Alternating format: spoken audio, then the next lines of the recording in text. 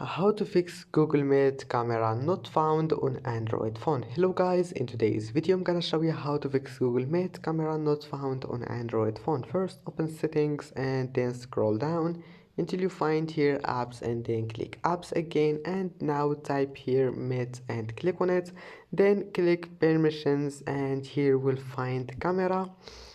You will find it like that and then just click allow, and if you found it on allow, then all you need to do click deny. Now go back and open Google Meet and then don't close it, come back here and click camera and allow it, and then go back to Google Meet and your problem will be fixed. And that's it, it's easy. And if that doesn't fix your problem, just update Google Meet, and that's it for today's video. Don't forget like and subscribe, and see you in the next video.